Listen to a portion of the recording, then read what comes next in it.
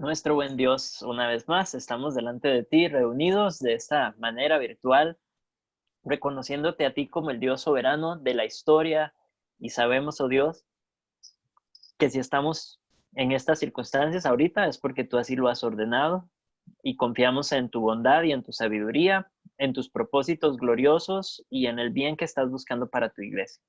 Así que nos sometemos a ti, oh Dios, y te rogamos que nos ayudes a glorificarte en medio de estas circunstancias tan particulares. Y gracias porque podemos reunirnos para estudiar tu palabra y para conocerte a ti un poco mejor. Ayúdanos a profundizar en este conocimiento y que podamos reflexionar realmente, interiorizar todo esto a nuestros corazones y ser transformados para tu gloria. En el nombre de Jesús.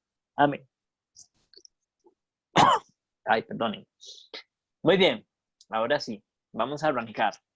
Les decía la semana antepasada que habíamos terminado ya lo que era la sección que habla sobre la composición del hombre, ¿verdad? O la naturaleza del hombre como fue creado originalmente. Y aunque hemos hablado un poco de la caída y hemos hablado un poco de las implicaciones de la caída, a partir de hoy nos vamos a detener en ese punto un poco más para pensar, considerar y entender un poco mejor el pecado y todos sus efectos. Con eso en mente, les voy a compartir aquí. Vamos a empezar esta vez leyendo el Catecismo Menor de Westminster, porque se nos ha quedado por fuera todas las demás veces. Siempre dejo las confesiones para el final y nunca nos da tiempo de leerlas. Entonces, esta vez, aprovechando que tiene una enseñanza muy rica con respecto a la naturaleza del pecado, vamos a tomarnos unos minutos para leer las preguntas del Catecismo Menor que corresponden al tema de la caída.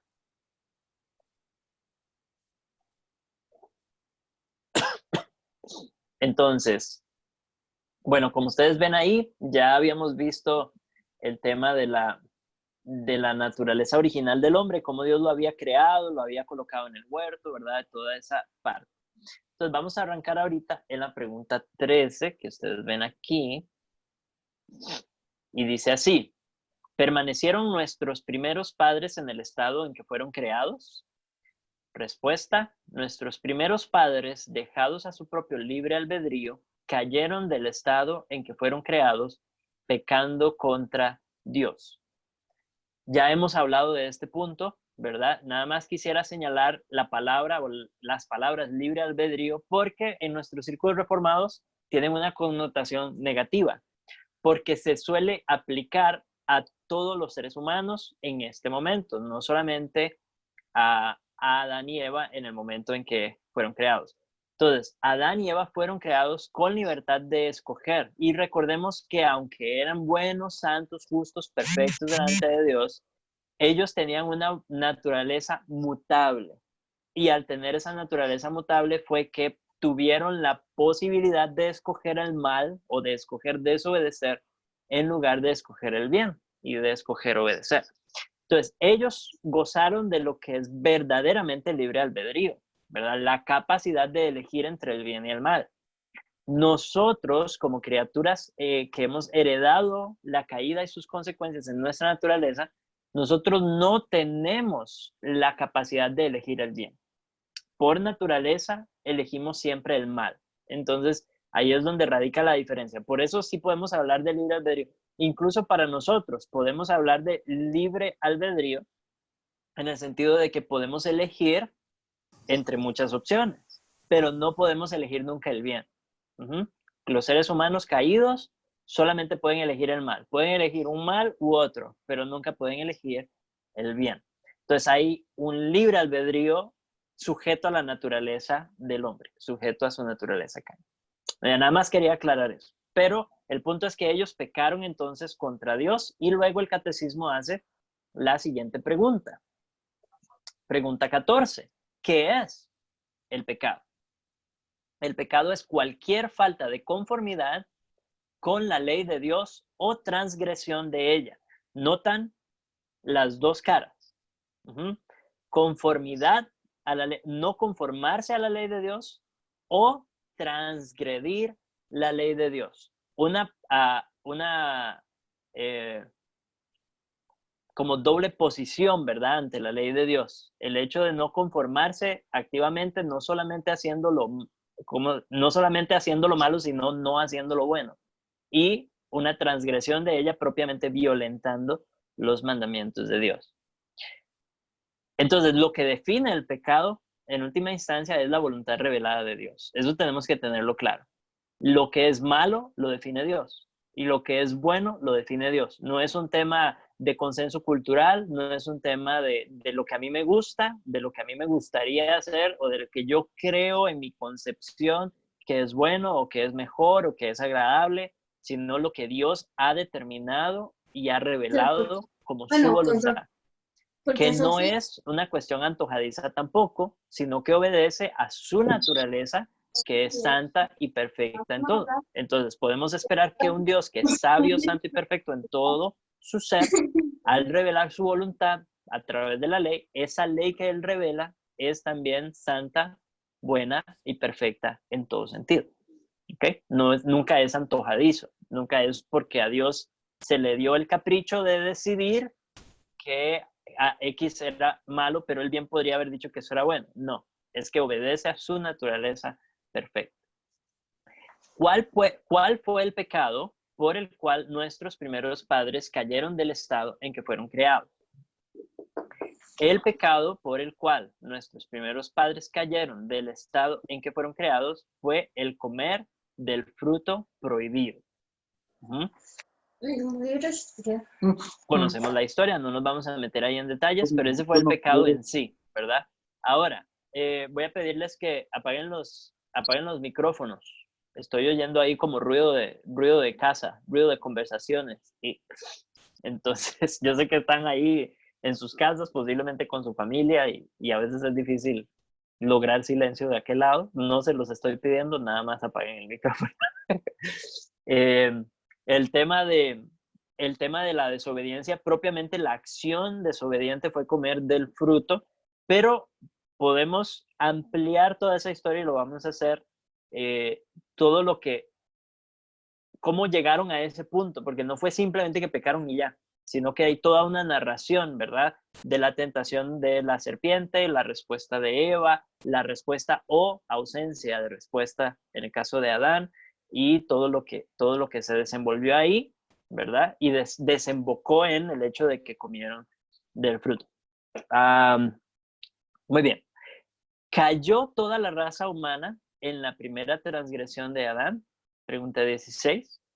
Respuesta: habiéndose hecho un pacto con Adán. Hermanos, esto es muy importante.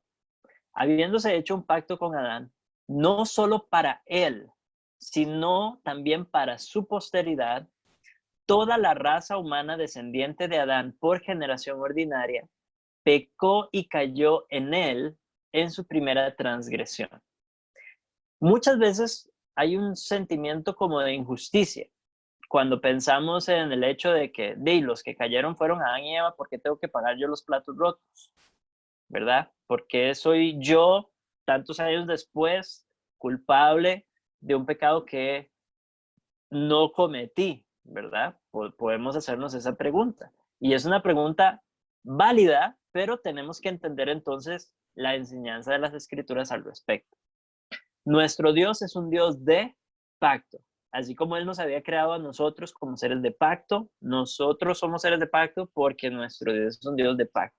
Y Él estableció un pacto con Adán, y como en todos los pactos que Dios establece en las Escrituras, no está estableciéndolo solamente con Adán y Eva, está estableciéndolo con Él y con su descendencia después de Él. Y podemos ver eso en todos los pactos, ¿verdad? Podemos verlo en el pacto con Abraham, podemos verlo en el pacto con David y bueno, por supuesto en el nuevo pacto con nuestro Señor Jesucristo. Y a eso es a lo que quiero llegar.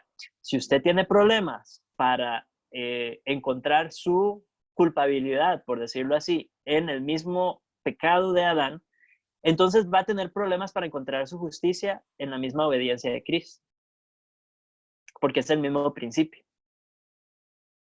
Así como en Adán todos pecaron, y podemos decir, nosotros pecamos en Adán, esa es una forma correcta de hablar, nosotros pecamos en Adán, De la misma manera, somos justos en Cristo. Por la obediencia de Jesucristo.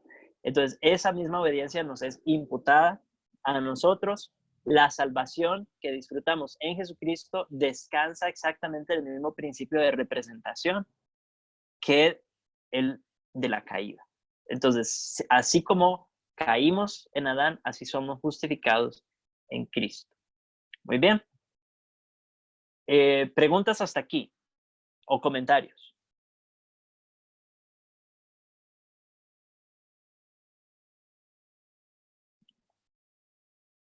¿Están todos congelados o se pegaron todas las conexiones? Pregunta. Una pregunta. ¿Quién A viene ver, primero? Emel, dele primero y luego Don Blas. Sí, nosotros los reformados, cuando hablamos siempre del libre albedrío, decimos que el hombre no lo tiene porque el hombre caído no lo tiene porque el libre albedrío es contrario, choca con la soberanía de Dios. Entonces la pregunta es, ¿qué pasa con ese libre albedrío que tenía Adán? ¿Chocaría con la soberanía de Otra vez la Dios? pregunta, creo que se pegó, José.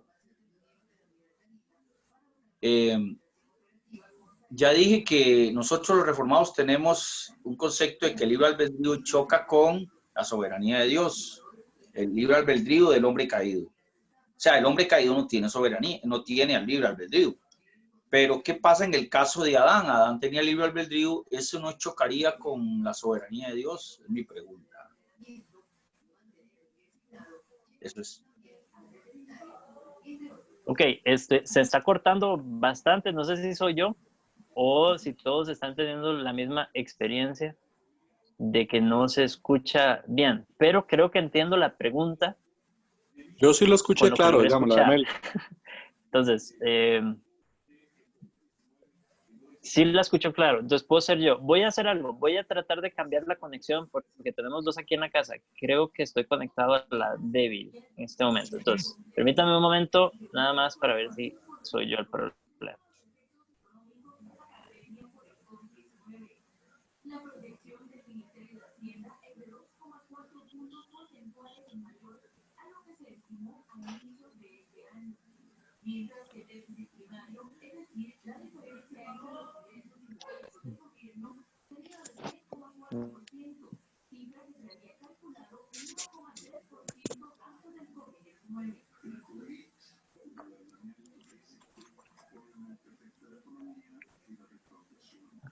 Ok, creo que ya hice el cambio.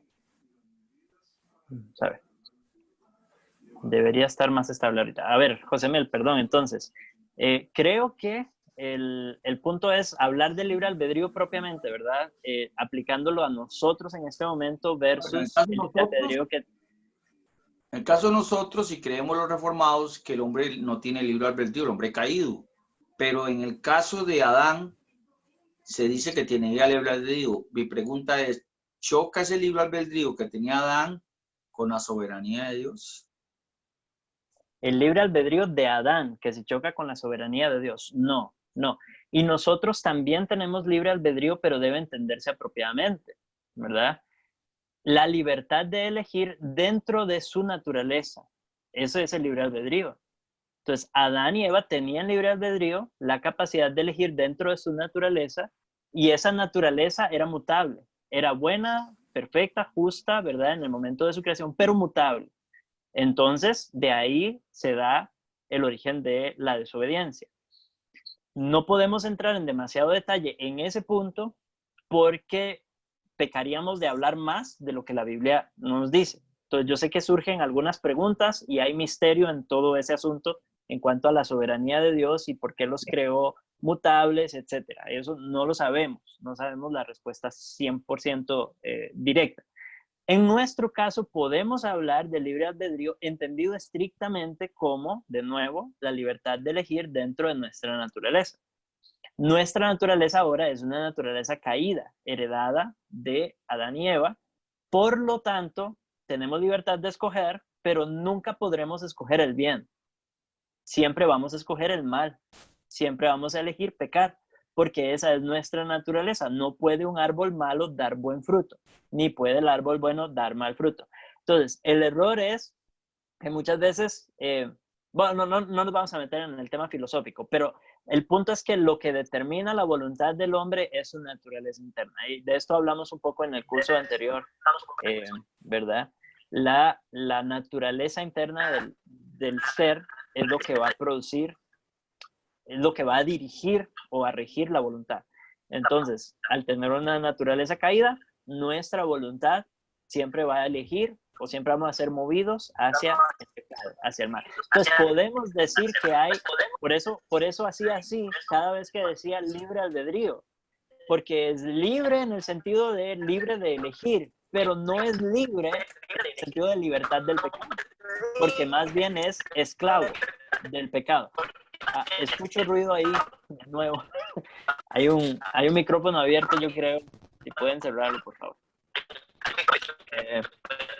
De hecho, me estoy oyendo a mí mismo. Listo, ya, gracias. No sé si responde eso la pregunta, ¿verdad? Entonces, nunca está en contra de la soberanía de Dios, por supuesto que no. Por supuesto que no. Veo 2 manos levantadas. Vamos a ver. Andrés. Bueno, Blas tenía algo que decir primero y luego Andrés. Yo sé que las manos están en otro orden, pero Blas había. Sí, es más que todo digamos, una expresión, un comentario para ver si entendí bien yo, digamos, conforme a lo que he estudiado, digamos, en las teologías, conforme a las teologías. Sí. Digamos, el pecado, digamos, según el punto o la posición reformada, vamos a ver, es parte a raíz de la condenación, parte a raíz de la condenación, de lo que Dios estableció como pena hacia el hombre. No digamos un ejemplo, que Adán cayó y inmediatamente él fue separado, sino hasta que después fue separado, él fue perdiendo en el proceso la imagen de Dios. Y nosotros como tal, pues ya tenemos la penalidad y comenzamos esa etapa, ¿verdad? Que ya de más avanzada. Pero Adán, digamos, en el sentido del que no fue ahí mismo que todo se le vino encima, sino que fue gradual hasta perder la comunión con Dios. En el proceso de la caída propiamente, la tentación hasta llegar a la desobediencia. Después de que él pecó, después que él pecó. Digamos, él no fue separado inmediatamente, sino que hubo un proceso ahí. En el momento que Adán y Eva comieron del fruto del árbol, en ese momento cayeron. No fue gradual. Ahí cambió su naturaleza. Se contaminó, entró el pecado en ese momento. Entró el pecado en el mundo. No, estamos claros, y cayeron bajo condenación. Lo que se da después es un castigo mitigado por la misericordia de Dios, ¿verdad? Dios inflige el castigo sobre la mujer, el castigo sobre el hombre, el castigo sobre la tierra, pero desde el momento que ellos cayeron, tanto ellos como el mundo cayó bajo maldición con ellos. La manifestación de esa condenación tal vez es gradual, porque no murieron inmediatamente. Correcto, ¿verdad? Correcto. Pero en el momento que pecaron, empezaron a morir.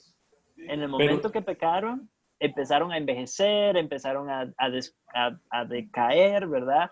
Sí, estamos claros. Y toda la creación con ellos. Estamos claros, pero es a partir de la sentencia de la penalización que se había dado antes, digamos, cuando Dios le dice... Porque Dios, es correcto, sí, hay una estipulación, ¿verdad? Un mandato con castigo estipulado. Él le dice, no coman del fruto del árbol del conocimiento del bien y del mal, porque en el momento que coman de él, ciertamente morirán, ¿verdad? Esa es ese es el mandato y esa es la amenaza. Sí, inmediatamente, en el momento que ellos comen, se cumple el castigo. Aunque el Señor lo mitiga con su misericordia y con su gracia, ¿verdad? Y es interesante, no nos vamos a detener mucho en esto, pero pensemos en el hecho de que Dios primero se da a conocer como un Dios misericordioso, aún ante el primer pecado que trajo condenación sobre el mundo entero y maldición sobre el mundo entero. Una de las características primeras que Dios revela de sí mismo es su misericordia.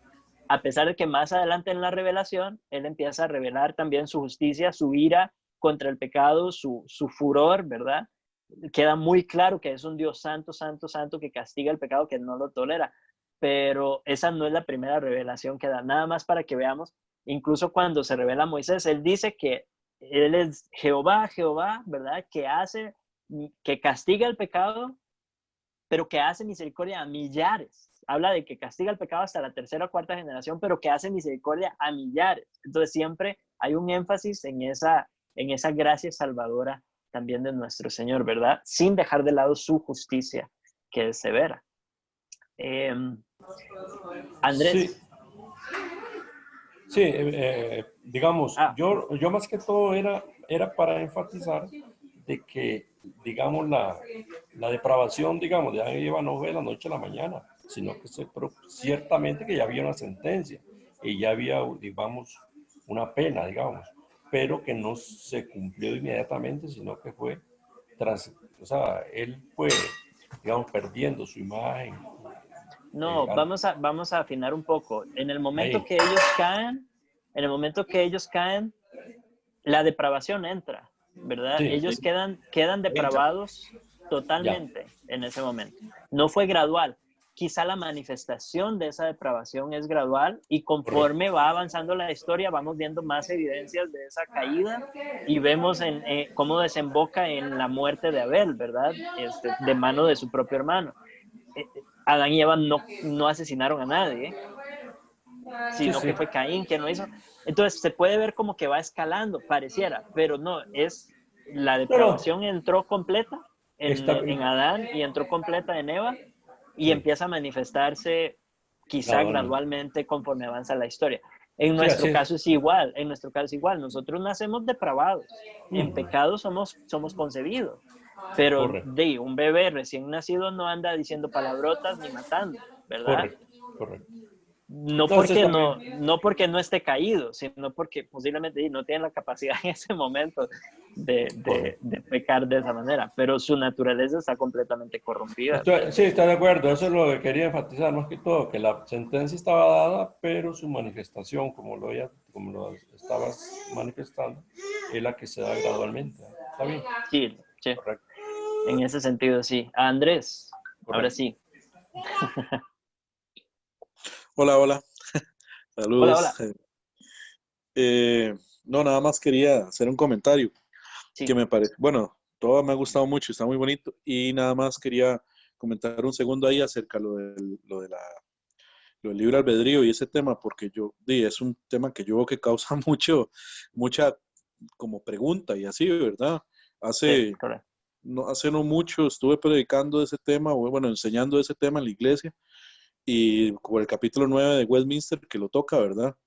Y Ujú. yo veo que hay mucha confusión, digamos, en el reformado, por lo menos en nosotros, porque mucha gente en mi iglesia tenía la misma concepción, ¿verdad? De que no había un libre albedrío o que no teníamos libre albedrío. Ujú, ujú. Y eso no es lo que enseña la escritura ni lo que enseña la teología reformada, ¿verdad? O sea, Correcto. sí tenemos libre albedrío y es Ujú, libre y es completamente libre, pero está autodeterminado por nuestra naturaleza. Creo que, digamos, un libro muy bueno que se podría o leer o cuando ese tema es el de Freedom of the Will, ¿cómo se llama en español? La libertad de la voluntad de Jonathan Edwards. ajá, Es muy, muy buen libro y habla mucho acerca de ese tema, ¿verdad? Nosotros tenemos libertad, lo que pasa es que nuestra libertad está condicionada por nuestra naturaleza, estamos ujú, autodeterminados. Y algo que correcto. es importante ahí respecto a la soberanía, Pelagio creía que Dios no iba por encima de la libre voluntad del hombre y eso hacía soberano al hombre y la libertad de Dios para actuar estaba limitada. ¿Qué es lo que nosotros Mm, creemos? Lo contrario, al revés, ¿verdad? correcto. Que Mm, Dios es soberano porque Él va a hacer su voluntad y mm, en su soberanía contempla nuestra libertad que está limitada a la soberanía de Dios, por ende no es contradictorio, ¿verdad? correcto. Entonces es importante. Y nada más aquí para terminar, Alexander Hodge en el comentario del capítulo 9 dice, de Westminster dice que la confesión está enseñando que el hombre está dotado de un poder moral y racional para determinar por sí mismo, ¿verdad? Entonces sí es importante eso. Sí tenemos libre albedrío, pero nuestro libre albedrío está sujeto a nuestra naturaleza, a lo que el hombre Sí. quiere, y lo que el hombre quiere es lo malo, ¿verdad? Un ejemplo que a mí me ha ayudado, no recuerdo dónde lo escuché, si lo leí o algún maestro lo enseñó, sí sé que no es mío y que no se me ocurrió a mí. Es que es lo mismo, el mismo caso, digamos, se utiliza el ejemplo del león, por ejemplo. ¿Por qué el león no come pasto cuando tiene hambre? ¿Verdad? Porque vive en una sabana, tiene pasto a su alrededor, podría perfectamente comer pasto, tiene la libertad de comer pasto si así quisiera, ¿cierto? Pero la Sí, razón por la que no come pasto es porque es contrario a su naturaleza. Y cuando él claro. tiene hambre va a buscar cazar y va a comer carne, no va a ser vegetariano. La única manera de que el león coma pasto es si ocurre un milagro a nivel de su naturaleza, una transformación de su ser interior, de tal modo que cuando tenga hambre ahora quiera comer pasto en lugar de comer carne.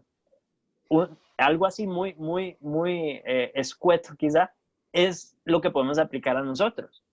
Nosotros podemos reconocer, digámoslo así, lo bueno a nuestro alrededor, pero no somos capaces de hacer lo que es verdaderamente bueno delante de Dios, o sea, lo que glorifica a Dios o hacer lo bueno para la gloria de Dios, porque es contrario a nuestra naturaleza caída. Nuestra naturaleza caída lo único que puede hacer es rebelarse contra Dios, ¿verdad? Y aún en lo bueno que hace, lo que termina haciendo es deshonrando a Dios porque no lo está haciendo para su gloria. Nada más así, muy someramente. La misma idea, lo que se necesita es un milagro a nivel del ser interior. Lo que se necesita es un nuevo nacimiento para poder ahora sí querer hacer lo bueno para la gloria de Dios. Claro, Eh, sí. Amén. Agustín lo decía. Agustín decía que el libre albedrío que tiene el hombre es de hacer lo malo. exacto, esa es la libertad que tiene. Esa es la libertad que tiene. Tiene libertad, sí, de escoger entre lo malo o lo peor, ¿verdad? No entre lo bueno y lo malo. Muy bien. Lo malo, lo menos malo, lo peor. Ok, vamos a la pregunta 17. ¿A qué estado sometió la caída a la raza humana? La caída sometió al hombre a un estado de pecado y miseria. Esto contempla las dos áreas, pecado, verdad, y miseria, tanto interior como exterior. Las condiciones del mundo en el que vivimos ahora son condiciones de miseria, no de pobreza. Puede haber mucha opulencia, puede haber mucha riqueza, puede haber mucho avance tecnológico, lo que sea, pero el mundo está caído y nosotros estamos en pecado dentro de un mundo caído. Tenemos que entender eso. Por supuesto, nuestro Señor Jesucristo está haciendo una obra de redención a través de su iglesia y haciendo que su reino avance. No se ha perdido por completo la imagen de Dios en el hombre. Hay vestigios, hablamos de eso en la última clase, pero debemos entender el estado en el que estamos, no solamente nosotros, sino también por el bien de las personas a las que ministramos. Y cuando damos consejería, cuando estamos tratando de ayudar, eh, cuando alguien viene a nosotros pidiendo consejos, debemos entender el mundo en el que vivimos y el mundo en el que viven ellos y la condición de su ser, de su alma. Entonces, eso es en dos platos, ¿verdad? Es bastante claro, pecado y miseria. ¿En qué consiste la pecaminosidad de aquel estado en que cayó el hombre? La pecaminosidad de aquel estado en que cayó el hombre consiste en la culpa del primer pecado de Adán, el pecado original, la carencia de justicia original y la corrupción de toda su naturaleza. Es lo que decíamos, no es gradual. Esto es así en el momento que somos concebidos. Estamos en pecado, carecemos de justicia y estamos corruptos en nuestra naturaleza, lo cual es comúnmente llamado pecado original, junto con todas las transgresiones que proceden de este. Ya después de eso, los pecados activos, ¿verdad? La desobediencia activa a la ley de Dios, ya los pecados que yo cometo personalmente, que son, que se manifiesta, digámoslo así, mi naturaleza caída ya de una manera particular. Entonces, ese es el estado en el que estamos. Ah, muy bien. Yo sé que van a surgir preguntas de esto, y si no están surgiendo, deberían surgir en cuanto a los niños, ¿verdad? Y en cuanto a los bebés, y en cuanto a los infantes, y los que mueren en la infancia. Yo sé que esas preguntas surgen en un tema como este, y voy a tratar de abordarlas un poco al final. Si se me va, recuérdenme. Pregunta 19. ¿En qué consiste la miseria del estado en que cayó el hombre? Debido a su caída, toda la raza humana perdió la comunión con Dios. Esto, pongan atención a esto porque es una descripción de nuevo de las personas con las que trabajamos, de nuestras comunidades, de nuestra sociedad, de nuestros compatriotas y de las demás naciones. Esto es lo que nos caracteriza a todos. Debido a su caída, toda la raza humana perdió la comunión con Dios, está bajo su ira y maldición y expuesta a todas las miserias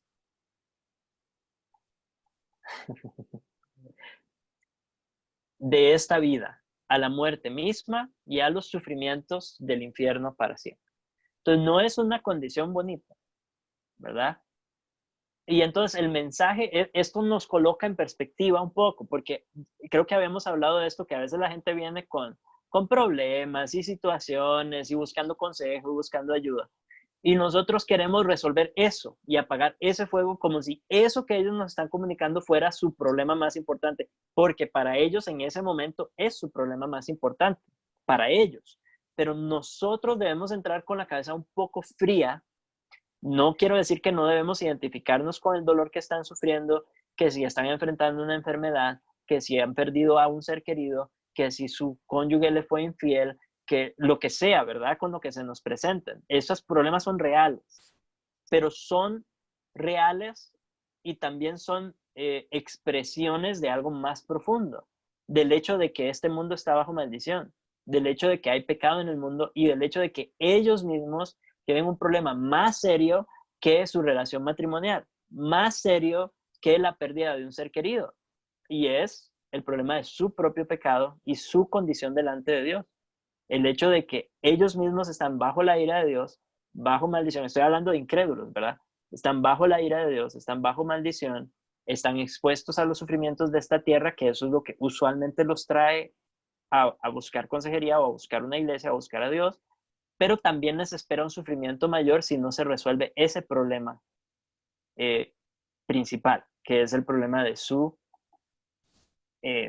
posición delante de Dios. ¿Okay? Entonces, yo sé que no queremos ser fríos, no queremos ser indiferentes a las situaciones que enfrentan, pero tenemos que tener nosotros esta perspectiva clara, que nada ganamos con que vuelvan con su cónyuge y que se resuelva el matrimonio, nada ganamos con que aprendan a vivir con la pérdida de un ser querido, etcétera, si al final van a terminar en el infierno igual. No estamos logrando gran cosa, simplemente les mejoramos su paso, lo hacemos un poco más agradable. ¿Dejó Dios perecer a toda la raza humana en el estado del pecado y miseria? Y aquí tenemos la maravillosa respuesta. Habiendo Dios elegido desde toda la eternidad, por su mero beneplácito, a algunos para vida eterna, hizo un pacto de gracia para liberarlos de su estado de pecado y miseria y llevarlos a un estado de salvación por medio de un redentor. Hasta aquí entonces lo que vamos a leer con respecto a la condición del hombre. No quería dejarlo en la pregunta 19 porque nos quedamos sin esperanza. Y es bueno, aunque no estamos viendo Cristología hoy, no ese es el curso que estamos estudiando, es bueno entender que no nos quedamos ahí, ¿verdad? El hombre no se queda en ese estado de pecado.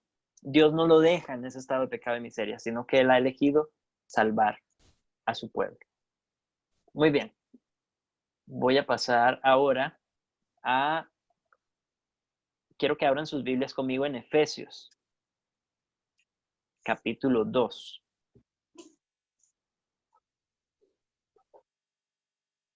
Bueno, y antes de leer ahí, quisiera saber si hay preguntas o comentarios hasta este punto, antes de pasar del catecismo. Bueno, no, realmente yo no tengo una pregunta. Es que vi que que Aldi estuvo mandando una pregunta larga ahí en el chat. Ah, vamos a ver.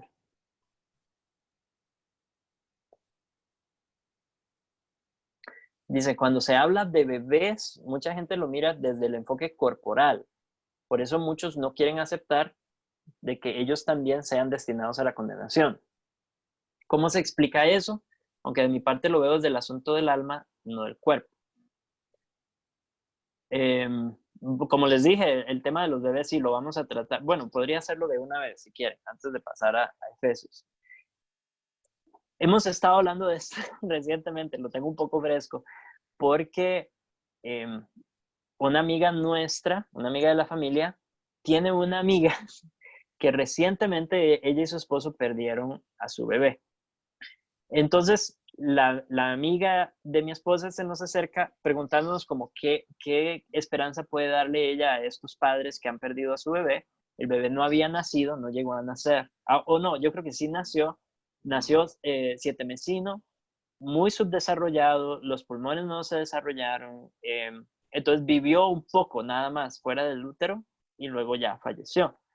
Entonces surge la pregunta, ¿verdad? ¿Qué se le dice a una pareja que ha perdido así a un niño? Nosotros, mi esposa y yo, perdimos 3 hijos antes de que naciera Mateo. Entonces conocemos un poco ese dolor y hemos reflexionado en torno a esta realidad, ¿verdad?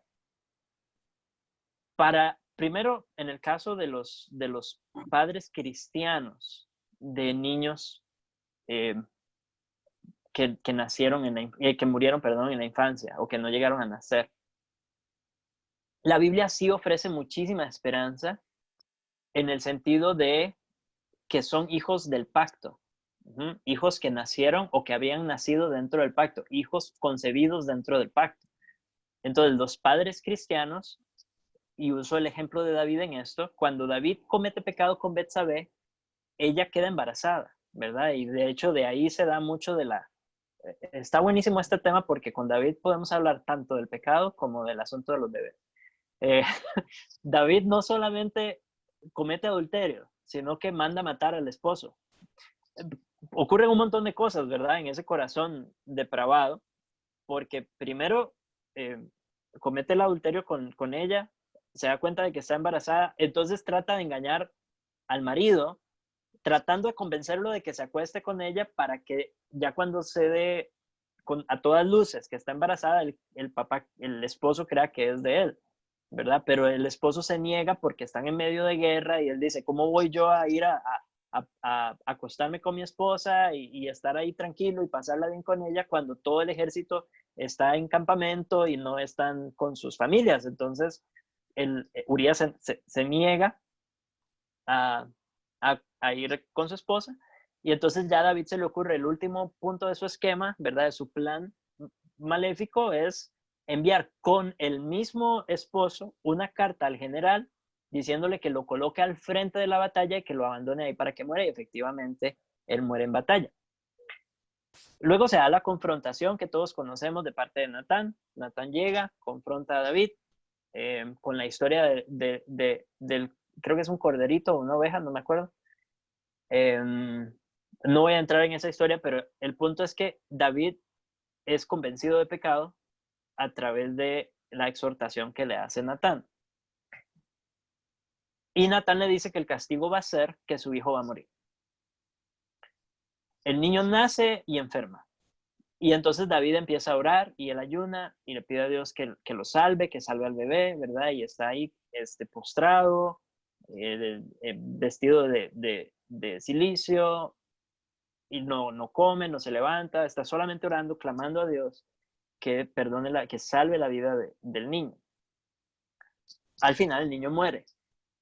Y entonces David, cuando ya le avisan que el bebé murió, David se levanta, se baña, ¿verdad? Se arregla y sale y va al templo a adorar. Y entonces sus siervos se extrañan y le preguntan, ¿pero por qué esa reacción si el bebé murió? ¿Verdad? Cuando el bebé estaba enfermo, estaba todo así decaído y todo, y ahora que el bebé efectivamente ha muerto, De repente está todo bien, como si nada, ¿verdad? Y vas al templo y todo, entonces se extrañan y le preguntan. Y David responde algo en sus palabras. Hay una gran esperanza para los que hemos perdido niños en la infancia. Él dice, ya nada puedo hacer, estoy parafraseando, ya nada puedo hacer, ¿verdad? Mientras estaba vivo podía clamar y pedirle a Dios que lo sanara, pero ya murió, entonces ya nada puedo hacer. Y dice, no vendrá él a mí, sino que yo iré a él, hablando de su hijo, ¿verdad? Entonces él está afirmando que aunque el hijo no va a regresar porque no va a recuperar la vida, él cuando él muera, David, sabe que va a estar con su hijo, tiene esa seguridad. Dice, él no vendrá a mí, pero yo iré a él.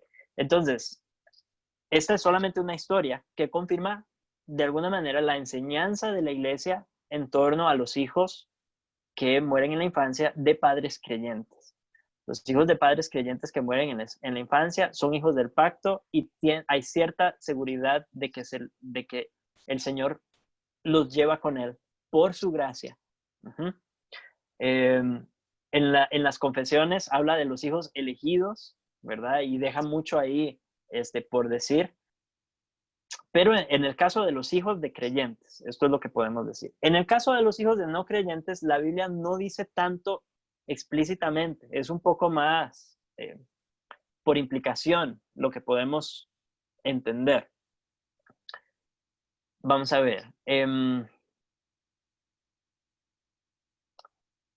Si no me equivoco, es Jesús mismo.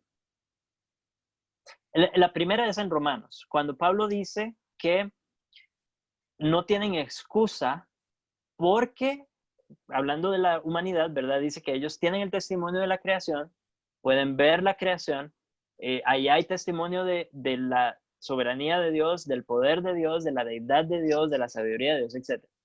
Entonces, como ellos pueden ver eso, entonces no tienen excusa delante de Dios. Esa es la afirmación de Pablo.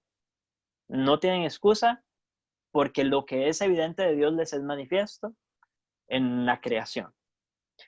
Entonces, la implicación podría ser, aquí estamos de nuevo, son un poco especulando, pero podríamos decir o suponer que entonces podría, y quiero ser muy cuidadoso con esto, no estoy afirmando que la Biblia enseñe esto explícitamente, pero podría significar que una persona, en este caso un niño no nacido, un bebé en su infancia, que no es capaz de ver esa manifestación evidente de la deidad de Dios en la creación, sí tiene excusa. Entonces, tal vez Dios en su gracia, y sabemos que Dios es un Dios de misericordia, un Dios de gracia, Él podría alcanzar a esos bebés. No podemos afirmar esto ni podemos prometerle esto a los padres no creyentes que han perdido hijos, pero podemos expresarles por lo menos que existe esa esperanza, ¿verdad? En el caso de no creyentes, queda en la prerrogativa de Dios, pero hay una esperanza. Lo mismo sucede con Jesús mismo, creo que es el que dice que, no quiero batear. Voy a buscarlo, mejor, voy a buscarlo. Hay una expresión que Jesús utiliza que tiene esa misma implicación, que parece decir que el que no ve, el que no es capaz de ver, entonces no es culpable de lo que no ve, ¿verdad? Porque no puede ver, entonces no es culpable de lo que no puede ver. Por lo tanto, si lo aplicamos a un bebé, si lo aplicamos a un niño que no es capaz de entender, que no es capaz de razonar, que no es capaz de creer, que no es capaz de asimilar a través de la creación el poder, la deidad de Dios, etcétera, podríamos suponer que Dios va a tener misericordia de él por esa incapacidad y que tal vez tienen excusa, pero no podemos asegurarlo en el caso de los hijos de no creyentes. Aldi pone, en caso de padres no creyentes, creo que se puede decir que es solamente Dios quien decide salvarlos y de nuestra parte no lo podemos saber. Si nosotros no podemos dar esa seguridad, podemos dar la esperanza, y no la esperanza segura de las escrituras, sino la esperanza de, bueno, conocemos el carácter de Dios, tenemos algunos pasajes que podrían dar a entender, pero no lo sabemos con seguridad. Lamentablemente no podemos hablar más de lo que la Biblia dice. Pero en el caso de los hijos de padres creyentes, sí hay una esperanza firme, real, en las promesas de Dios en cuanto a la salvación, ¿verdad? Serán salvos tú y tu casa. La promesa es para vosotros y para vuestros hijos, ¿verdad? En el Nuevo Testamento, el mismo principio o los mismos principios por los cuales bautizamos a nuestros niños, porque son parte de la comunidad del pacto, porque son parte de la comunidad de gracia de Dios. No queremos decir que la salvación sea por ser bautizado. Estamos diciendo que la gracia de Dios les alcanza porque están dentro de la familia del pacto. Podemos decir entonces los que hemos perdido hijos siendo creyentes, podemos decir no los veremos, pero, o como es, ellos no vendrán a nosotros, pero nosotros iremos a ellos. Entonces, si esto responde la pregunta, por lo menos estoy tratando de ser muy respetuoso a lo que enseñan las escrituras, no quiero decir más de lo que enseñan, para no caer en error, ¿verdad? Con demasiada imprudencia. No sé si hay algún... bueno, veo, no sé si hay... Andrés y Andrés, ¿tienen las manos levantadas de ahorita o es de antes? Yo de ahorita, no sé Andrés. Dale, dale Andrés. Yo, ¿cuál? Hace poco, hace como 2 meses hablé de este tema en la iglesia, en uno de los estudios de los viernes.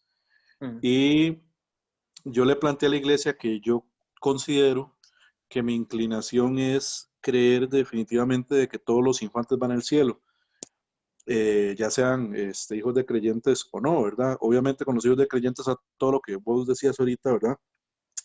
Y algunos pelaron los ojos, ¿verdad? Y entonces yo les hice un estudio como de 2 horas seguidas y 40 versículos, ¿verdad? Acerca de este tema. Y creo que, digamos, la escritura realmente tiene, no podemos decir mucho donde la escritura no dice mucho, pero tampoco podemos no decir lo que la escritura dice, ¿verdad?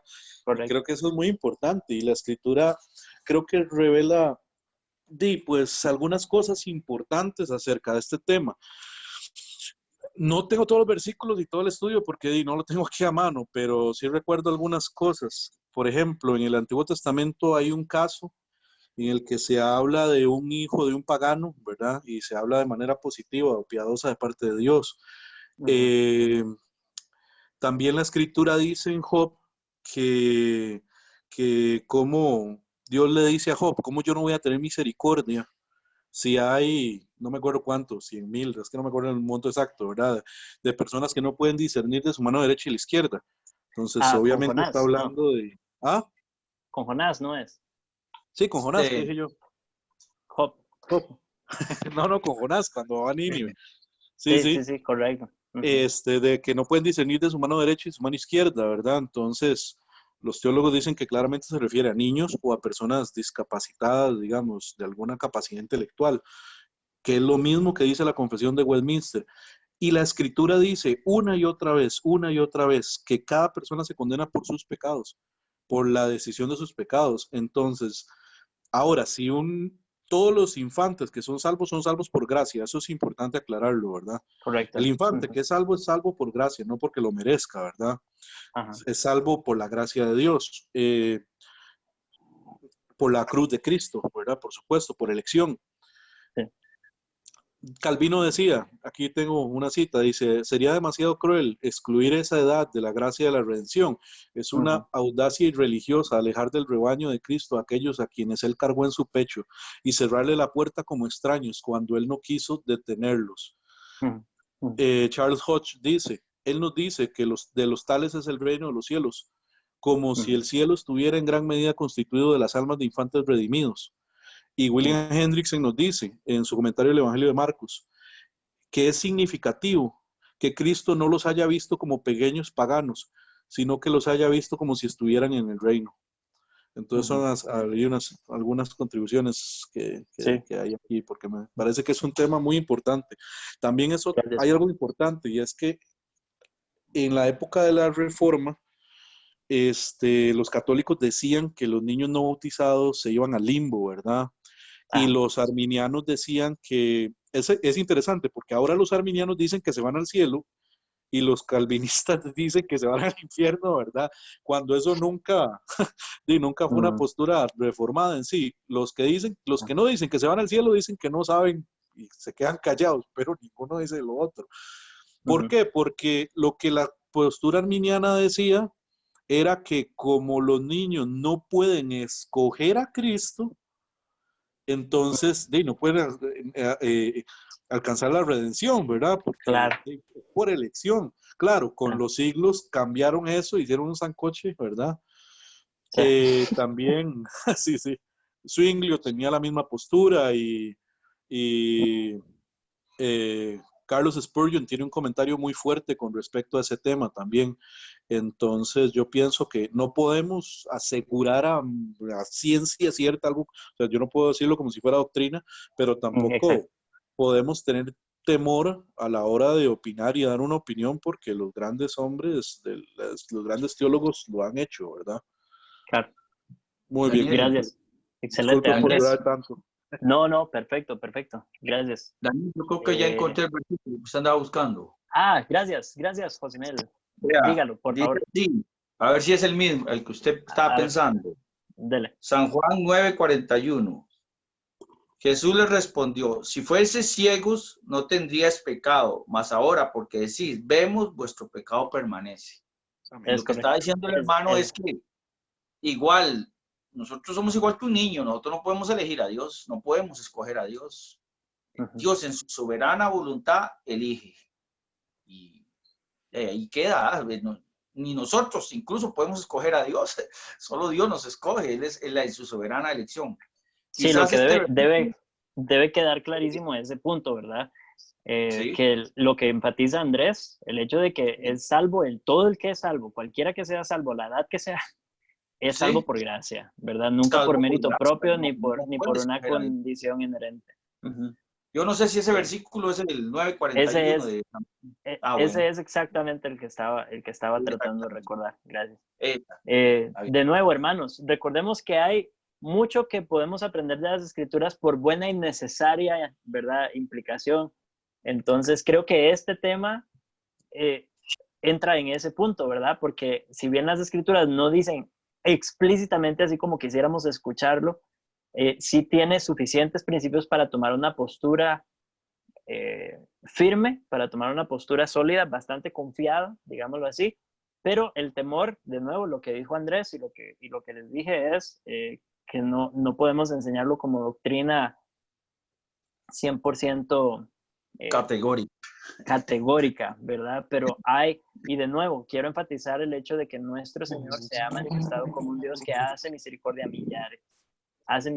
millares, y pues ese es el Dios en el que confiamos y esa es la esperanza que podemos ofrecer a los padres que han perdido niños. Muy bien. Eso, ya duramos bastante en este tema, ¿verdad? Vamos a entrar a Efesios, sí, gracias. Vamos a Efesios capítulo 2 y esto es un poco más de lo mismo en realidad. Efesios capítulo 2, otros matices, pero es del mismo tema, claro. Vamos a leer los versículos del 1 al 3 solamente, sí, 1, 2 y 3.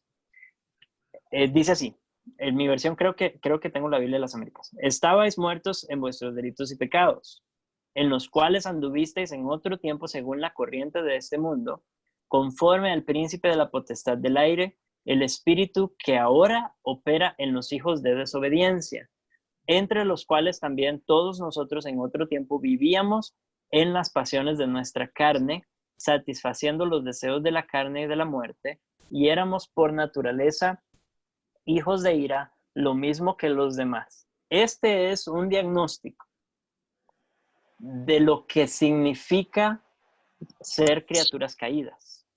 Aquí está desglosando algunas características, hablando a creyentes, diciéndole, esto eran ustedes, ¿verdad? En el pasado. Entonces tengamos eso también muy presente. Pero esta es la definición entonces, por implicación, de todos los que no son creyentes, de los que siguen siendo así. Nosotros estábamos muertos en nuestros delitos y pecados. Ellos están, por lo tanto, muertos en sus delitos y pecados. Ellos andan según la corriente de este mundo, conforme al espíritu de la potestad del aire. El espíritu que opera en ellos es un espíritu de desobediencia. Y habla de que todos nosotros vivamos ahí en las pasiones de su carne, satisfaciendo los deseos de la carne y de la muerte y de la mente, perdón, y siendo por naturaleza, hijos de ira. Esas son las cualidades, entonces, la constitución ahora del hombre caído. Esta es parte de su definición que da Dios. Este pasaje es fundamental porque alguien tiene abierto. Ya, ok. Este pasaje es fundamental porque es igual que cuando vamos al doctor, ¿verdad? Y queremos encontrar qué es lo que está mal con nosotros, si algo nos aqueja, nosotros empezamos a decir todos los síntomas que sentimos, ¿verdad? Y puede que el doctor se tarde haciendo entrevista, preguntando, informándose acerca de los hábitos de la persona, etcétera, porque él quiere dar en el clavo, quiere llegar a ese diagnóstico diferencial, a ese diagnóstico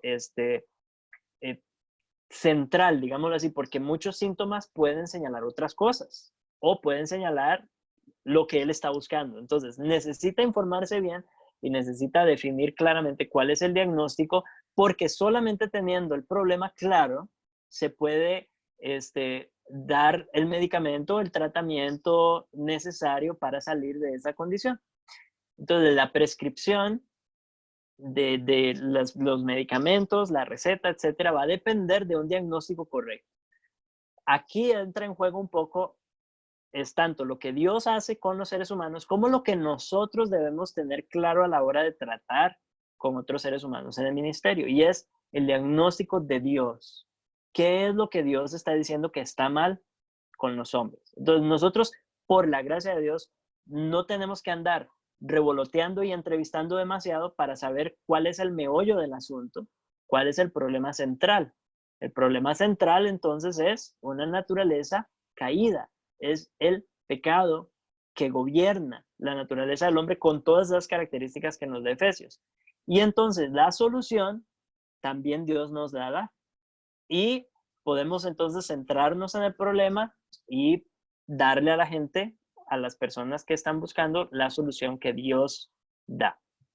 Entonces, ¿cuál es el diagnóstico? Bueno, lo primero, dice que estábamos muertos, ¿verdad? Muertos en nuestros delitos y pecados. Esta es una condición fija de la persona, no es algo que cambia o que a veces uno no puede estar unos días más muerto y otros días menos muerto, ¿verdad? Es una condición fija de la persona, el que está muerto, está muerto. Alguien decía, es como, no se puede estar medio embarazada, ¿verdad? Para una mujer, o está embarazada o no está embarazada, no puede estar medio embarazada, es lo mismo. El hombre, entonces, está muerto en sus delitos y pecados, es una condición también activa, y es como paralelo a la muerte física, ¿verdad? Se establece ese paralelo, por eso utiliza la palabra muerte. Están vivos porque actúan, se mueven, piensan, razonan, toman decisiones y todo eso, hay señales de vida, digámoslo así, pero en realidad, espiritualmente hablando, están muertos. Entonces, la imagen del zombie tal vez se nos puede venir a la mente, ¿verdad? Que pareciera que está vivo, pero no lo está realmente. Están, entonces, son como muertos en vida. Esa es la realidad del ser humano sin Dios. ¿Qué significa estar muertos en delitos y pecados? La palabra pecado tal vez no la hemos definido o no nos hemos detenido demasiado en ella, la vimos en el catecismo hace un minuto, pero la palabra en sí, ¿cuál es el significado de la palabra pecado? ¿Alguien sabe? Esta palabra aparece, ¿verdad?, un montón de veces en el Nuevo Testamento. La definición de la ley de Dios. Ok, esa es la definición del catecismo, pero propiamente la palabra, etimológicamente hablando, en el hebreo original, ¿cuál es el sentido que tiene? ¿No se acuerdan? Estoy segura que cuando lo diga van a decir, ah, sí es cierto, ya escuché eso en algún momento. Es errar al blanco. Errar al blanco, gracias. ¿Quién lo dijo? Yo, Gustavo. Gustavo, gracias. Eso es errar al blanco, es no dar en el clavo, digámoslo así, o no dar en el blanco. Caer cerca, ¿verdad? Tiene esa idea, caer al lado, pero implica desviación, implica errar el blanco. Y esto nos da una idea un poco más profunda quizá del sentido del pecado. Podríamos hablar de desviarse, ¿verdad? Una desviación de la verdad. Pero a mí la que más me gusta, honestamente, es la idea de no dar en el blanco de nuestro propósito de glorificar a Dios. La gloria de Dios es el blanco. Y cualquier cosa que no da en ese blanco es pecado. Entonces vean que aún en esta definición que estoy tratando de dar, aún las cosas buenas o aparentemente buenas, ya lo dije antes, cuando no se hacen para la gloria de Dios, están errando el blanco, porque el blanco debería ser la gloria de Dios en todo lo que hacemos. Ahora el peso del pecado es más fuerte, porque ya no estamos hablando solo de matar, o de mentir, o de robar, o de decir malas palabras, o de fornicar. Ya no estamos hablando solo de eso. Estamos hablando de todo lo que hacemos en nuestra vida que está errando el blanco, que no lo estamos haciendo para la gloria de Dios. Y todo lo que no glorifica a Dios, entonces, es pecado. Hay muchos pasajes que utilizan esta palabra. Aquí tengo algunos, vamos a ver, les voy a compartir acá. Ya los tenía abiertos y listos para leer. Refiriéndose a Cristo, ¿verdad? En Romanos 4:25, el cual fue entregado por nuestras transgresiones y resucitado para nuestra justificación. Romanos 5, del 15 al 20 dice, pero el don no fue como la transgresión, porque si por la transgresión de aquel uno murieron los muchos, abundaron mucho más para los muchos la gracia y el don de Dios por la gracia de un hombre, Jesucristo. Segunda de Corintios 5:19, que Dios estaba en Cristo reconciliando consigo al mundo, no tomándoles en cuenta a los hombres sus pecados, y nos encargó a nosotros la palabra de la reconciliación. En quien tenemos redención por su sangre, el perdón de pecados según las riquezas de su gracia. Y a vosotros, estando muertos en pecados y en la incircuncisión de vuestra carne, os dio vida juntamente con él, perdonándoos todos los pecados. Aparece, vamos a ver, unas 173 veces, según una cuenta aquí que hizo el pastor Tom, 173 veces la palabra pecado en el Nuevo Testamento. Pablo expone entonces las fuerzas detrás de este pecado en los versículos del 2 al 3, ¿verdad? Empieza a tirar así varias. Voy a ponerlo aquí. Yo creo que no lo tenía para que ustedes también lo vean. Efesios 2. Ahí tienen dos versiones. Lo que están viendo es la Biblia de las Américas y la Reina Valera. Voy a quitar una porque creo que se ve muy pequeño, ¿verdad? Voy a dejar la Reina Valera, que es su favorita. Y vamos a subir aquí. Vamos a ver. Ahí está. El tamaño un poco. ¿Mejor? Sí, ¿verdad? Ok, entonces, las fuerzas que impulsan este pecado, tenemos que tenerlas claras también. ¿Cuáles son las fuerzas detrás de esta muerte, detrás de esta condición de muerte? Los versículos del 2 al 3 nos dicen, bueno, andar según la corriente de este mundo. Algunas traducciones dicen andar según la edad de este mundo. Y a lo que se refiere es a este momento en el que estamos después de la caída y antes de la redención. Entonces, ¿qué es lo que gobierna este tramo de historia, digámoslo así? el hecho de que el mundo está bajo maldición, el hecho de que los hombres son criaturas caídas y el efecto del pecado a todo nuestro alrededor. Es un tiempo de rebelión, digámoslo así, del hombre contra Dios. También un tiempo de redención, un tiempo de gracia y de salvación, pero la corriente de este mundo es rebelión contra Dios. Eso es lo que impera, esa es la generalidad del mundo en el que vivimos. Cuando el Salmo 2 habla de que aúna todas las naciones, ¿verdad? Como que levantan el puño contra Dios, que intentan romper las cuerdas de ese, ¿verdad? Romperse del gobierno de Dios, liberarse de eso. Esa es la descripción del mundo en el que vivimos ahorita y todas sus instituciones. Un mundo que se rebela contra Dios, se rebela contra su Hijo, se rebela contra Jesucristo. Y luego dice que son hijos de desobediencia. De nuevo está ahí el tema de la rebelión contra Dios. Vean que la condición de pecado, y esto es algo que debemos enfatizar, no es una condición, filosóficamente se ha tratado de muchas maneras de responder qué es el pecado, lo vimos un poco en Historia del Pensamiento Cristiano, si no me equivoco, que hay quienes dicen que el pecado es la ausencia del bien. Entonces, simplemente cuando no hay algo bueno, entonces ese vacío que queda, ese hueco que queda, eso es el pecado. Hay quienes dicen que el pecado es, en ese sentido, no se puede definir como algo concreto por eso, ¿verdad? Porque es la ausencia de algo más. No es algo en sí mismo, sino que es la ausencia de algo más. Y eso a veces suena como muy atractivo y muy bonito ahí, filosóficamente hablando, pero es contrario a la enseñanza de las Escrituras. Las Escrituras no enseñan que el pecado sea la ausencia de algo bueno. Las Escrituras enseñan que el pecado es desobediencia activa y rebeldía contra Dios. Es un asunto moral. Tampoco es una condición ahí abstracta del ser humano que nos lleva a decir, ay, pobrecitos, es que no saben, ay, pobrecitos, es que no han escuchado, ay, pobrecitos, es que no conocen.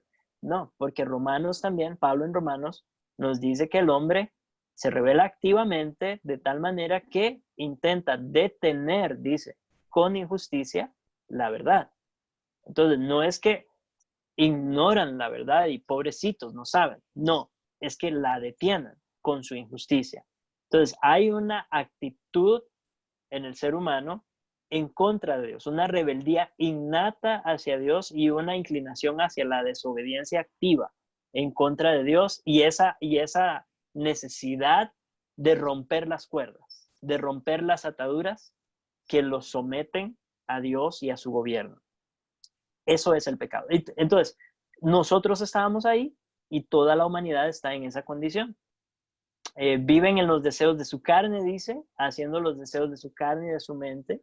Y ya hemos dicho que esto se refiere a simplemente obedeciendo lo que es por naturaleza su impulso, ¿verdad? Tanto en malos pensamientos como en malas acciones. Por naturaleza hacen estas cosas y por naturaleza, dice, son hijos de ira. Y aquí está hablando de la ira que les espera y la condenación bajo la cual están viviendo. Hay una expresión en inglés que se utiliza, hombres muertos caminando. Hombres muertos caminando, esa sería la traducción. Y se utiliza específicamente para aquellos que están en la cárcel y que ya han sido condenados a la pena capital. Entonces van a morir. Se sabe que van a morir. Entonces, cuando han sido condenados a muerte, ya sea por silla o por inyección o en lo que sea en la historia, ¿verdad? De las cárceles, el que está condenado a muerte se le llama así, hombre muerto caminando. Y en cierta manera esa expresión describe bastante bien la condición de los seres humanos. Cuando vemos personas allá afuera viviendo sus vidas, ¿verdad? Haciendo y deshaciendo, planeando y haciendo proyectos y tomando decisiones, etcétera. Eso es lo que son. Son hombres muertos caminando. Son muertos en vida, pero sabemos cuál es su destino. Y esto no para regodearnos, sino para sentir compasión por ellos. Porque así empieza Efesios diciéndonos, ustedes eran como ellos. Ustedes vivieron de la misma manera que ellos. Y no es que ustedes sean mejores, no es que ustedes se hayan ganado algo por sus méritos, no es por sus caras bonitas que Dios los escogió, sino que dice, Él les dio vida a ustedes cuando estaban muertos en sus delitos y pecados. Ustedes no hicieron nada para ganarse eso. Es lo que le está diciendo Pablo. Ustedes no hicieron nada para ganarse eso y esta era su condición. Ahí estábamos nosotros. Entonces, de nuevo, esto debería despertar en nosotros un profundo sentido de compasión, un profundo sentido pues sí, de eso, de compasión. No se me ocurre otra palabra. Porque es entender que nosotros íbamos en esa dirección. Entonces, yo creo que muchas veces nuestra indiferencia o nuestra falta de compasión para con los perdidos es que no hemos entendido bien la naturaleza de nuestro propio pecado, la profundidad de nuestro propio pecado, la calidad de ofensa que es delante de Dios y por lo tanto no hemos entendido bien la grandeza, la profundidad, la inmensidad de la obra de Cristo en la cruz a nuestro favor. Y mientras no tengamos claro esas dos cosas, lo que merecíamos, hijos de ira, hijos de desobediencia, sujetos a muerte, a condenación eterna, eso éramos. Y mientras no entendamos lo que éramos y de lo que Dios nos ha salvado por su gracia, el precio de la sangre de Jesucristo no va a ser tan valioso a nuestros ojos. Y por lo tanto tampoco va a ser tan seria la condición de nuestros vecinos, amigos o de los demás, como lo pone el versículo 3. Estábamos igual que ellos. Dice que andábamos según el maligno. Y ahora pasa también a hablar de un ente exterior. Primero nos dice de nosotros mismos, nuestros deseos, nuestra mente, nuestras pasiones. Nos habla de las corrientes del mundo, ¿verdad? Y ahora pasa a hablar de una persona específica también, caminando según el maligno, el príncipe de la potestad del aire. Tenemos varios versículos que nos hablan de él, ¿verdad? Acá, vamos a ver. Creo que era aquí.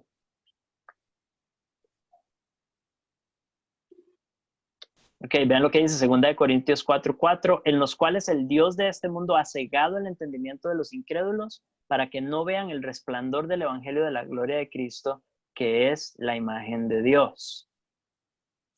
Efesios 6:12, porque nuestra lucha no es contra sangre y carne, sino contra principados, contra potestades, contra los poderes de este mundo de tinieblas, contra las huestes espirituales de maldad en las regiones celestes. Efesios 6:12. Porque, perdón, es el opuesto de eso. 1 Juan 4:4. Hijos míos, vosotros sois de Dios y los habéis vencido, porque mayor es el que está en vosotros que el que está en el mundo. Todas estas expresiones están hablando de o Satanás o de sus secuaces.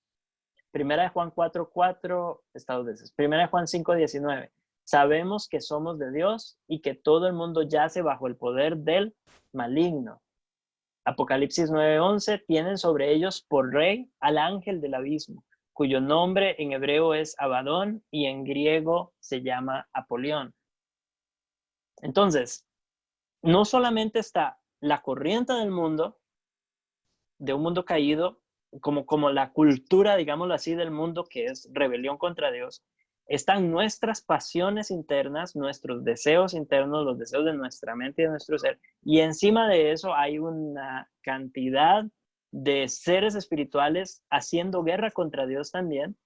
Y nosotros estamos viviendo o estábamos viviendo, y el ser humano caído vive conforme a la voluntad de este príncipe de la potestad del aire y todos sus secuaces. Y se ha comprado su mentira y todas las mentiras que les venden. Han sido enceguecidos por él. Entonces, hay como un trío ahí, ¿verdad? Un trío pagano, un trío malvado actuando que está conformado por nosotros mismos, la cultura de este mundo que hemos desarrollado, las corrientes de este mundo y el mismo Satanás en contra de Dios. El espíritu que obra entonces, este espíritu de la potestad, el espíritu del príncipe de la potestad del aire, es este mismo espíritu que obra en los hijos de desobediencia. Un rebelde. Satanás es eso. Un rebelde que busca entrenar y utilizar en su batalla contra el Altísimo a todos los seres humanos, que también son rebeldes, que de por sí odian al mismo Dios. Entonces, él alienta e inflama esa rebelión en los hijos que ya de por sí están dispuestos a desobedecer. No hablamos mucho de las influencias diabólicas, creo, en nuestras corrientes, pero debemos ser conscientes de que la Biblia sí enseña que hay una realidad espiritual con seres espirituales reales actuando en contra de Dios y en contra de su voluntad. Hay oposición espiritual. Por eso dice que nuestra guerra no es contra carne y sangre, sino contra potestades. Y no estamos hablando, a veces en los círculos reformados decimos, ideas, razonamientos, pensamientos que se levantan en contra de Cristo. Es más que eso. Estamos hablando de actividad demoníaca real. Ahora, lo que la Biblia no nos da es un manual de exorcismos. La Biblia nos da las armas de nuestra milicia, ¿verdad? Nos dice, las armas de vuestra milicia no son carnales, pero sí nos dice en Efesios incluso, ¿verdad? Que justo estamos leyendo este pasaje. En Efesios 6 se nos da una lista de nuestro armamento, se nos describe cuál es nuestro armamento, cuál es nuestra armadura, cómo es que debemos enfrentarnos entonces en esta guerra. No nos creamos los cuentos de la guerra espiritual tal y como la venden en los círculos evangélicos, ¿verdad? Muchos círculos evangélicos. Debemos entender cuál es la naturaleza de esta guerra espiritual realmente. Muchas veces hay oposición real de parte de Satanás y de sus secuaces en contra de la iglesia, en contra de ministerios, en contra del avance del reino. E incluso personas que experimentan, personas no creyentes que experimentan poderes contrarios, opresores, ¿verdad? De Satanás. Y eso es muy real también. Entonces debemos ser conscientes de eso. Y sin embargo, la fórmula y la respuesta sigue siendo la misma. El Evangelio de Jesucristo es lo único que nos puede salvar de todas estas realidades que operan en contra de ellos, desde sí mismos hasta el mundo y Satanás. Todos ellos entonces están bajo la ira de Dios. Ahora, está el gran pero divino, ¿verdad? Que es el Evangelio de Jesucristo, que nos dice, sí, todo esto es cierto en los hijos de desobediencia, todo esto es real en el mundo, pero Jesucristo, su Evangelio, es poderoso para salvar, pero la iglesia avanzará, pero las puertas del Hades no prevalecerán contra ella. Entonces, recarguémonos también de ese ánimo y esa fuerza que debe darnos conocer que si bien hay uno muy fuerte en el mundo y fuerzas opresoras y contrarias a la iglesia, que sí nos superan, por supuesto que nos superan, nosotros tenemos de nuestro lado al vencedor, al que ya venció, y en él somos más que vencedores, en él. La iglesia avanzará, independientemente, la iglesia avanzará, es una promesa de Dios, no hay quita en eso. El reino de los cielos va a crecer, y nosotros, por su gracia, hemos sido incluidos en este reino, y debemos vivir en este reino y actuar en este reino y servir en este reino y promover el avance de este reino por medio de la predicación y el servicio a los demás.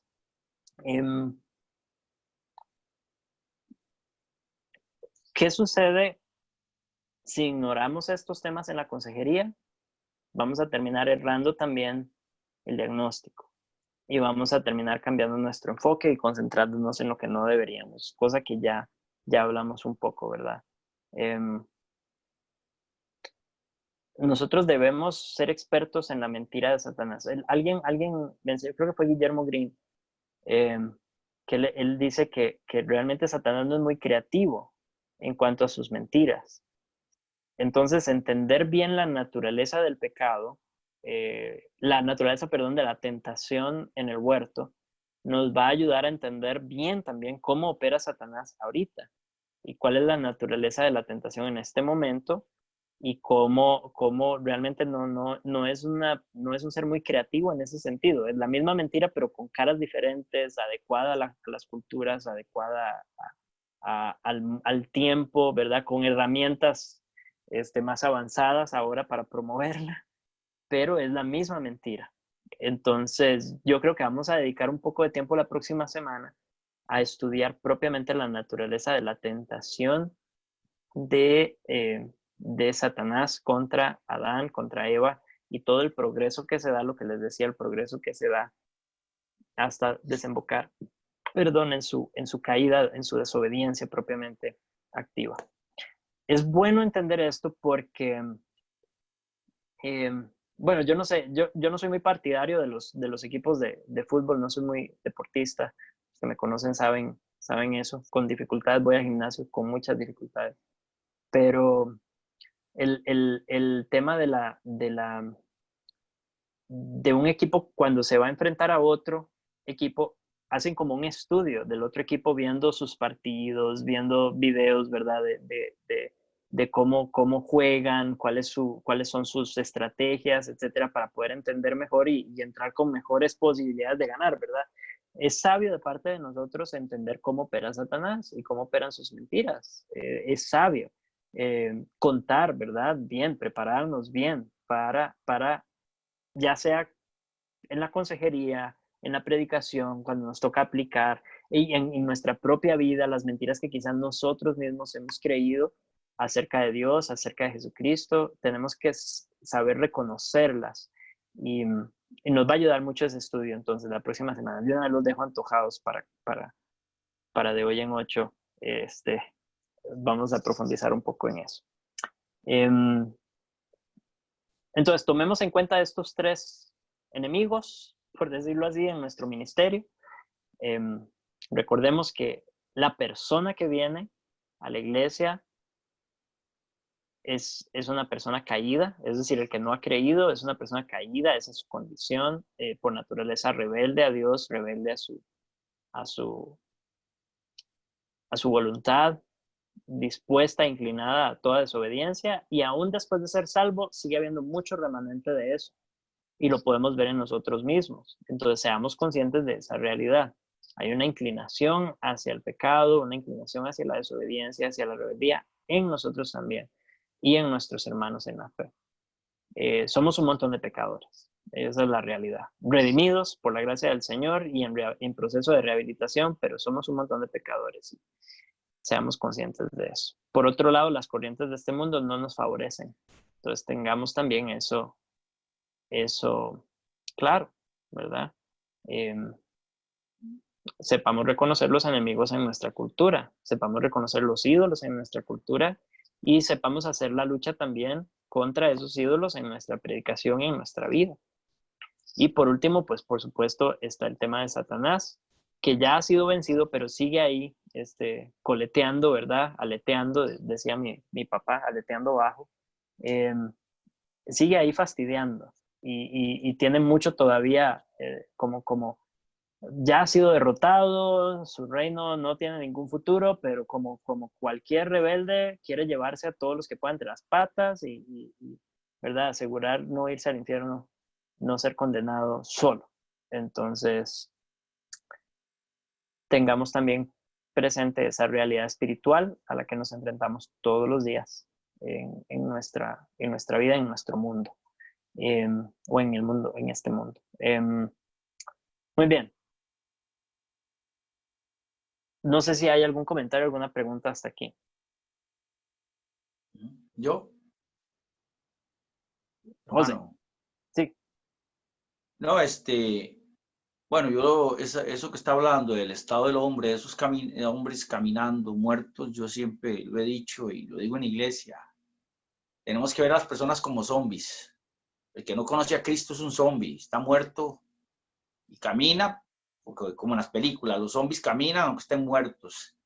Están muertos, no están enfermos, porque yo he leído tratados y tengo tratados de que dicen que el hombre está enfermo y que hay que salvarlo y hay que llevarle la medicina. No, es que está muerto, dice la Biblia. Y una figura más acorde al contexto nuestro es ver un zombie, ¿verdad? Están muertos. Sí, y la Biblia dice que no ignoremos las estratagemas de Satanás, ¿verdad? Nosotros tenemos que conocer a nuestro enemigo, ¿verdad? Tenemos que ver qué es capaz, como dice Pedro, ¿eh? Que anda como león rugiente. ¿eh? Entonces tenemos que conocer su forma de actuar, porque él ha visto a 1.000.000 de Emeles, 1.000.000 de Danieles, 1.000.000 de Andréses, ¿verdad? Entonces, ahí anda el asunto. Gracias. Sí, gracias, José. ¿Alguien más tenía algo más que agregar?